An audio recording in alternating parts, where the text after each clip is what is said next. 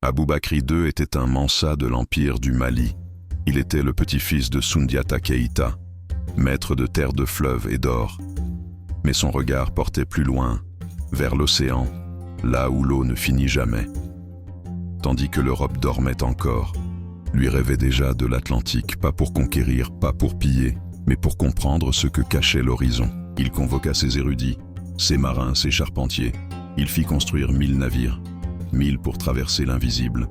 Il fit ses adieux au trône et confia le pouvoir à son neveu, le célèbre Mansa Moussa, qui marquera l'histoire à son tour.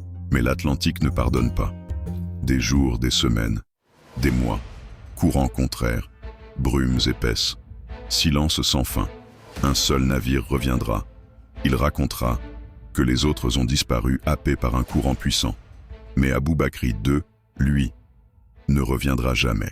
L'histoire d'Aboubakry II aurait pu disparaître à jamais engloutie par l'océan.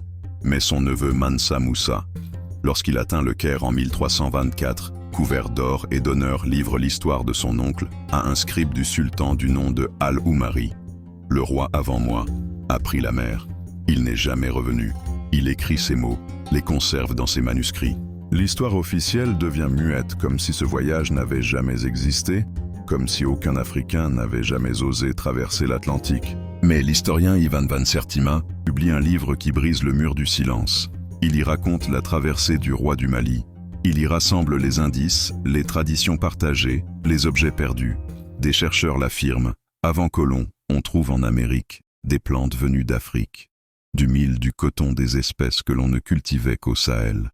On trouve aussi des pierres sculptées aux visages africains, des objets, des symboles, des mystères. Aujourd'hui, l'histoire d'Aboubakry II n'a pas totalement disparu, car elle est présente dans chaque voix de celles et ceux qui n'oublient pas l'histoire.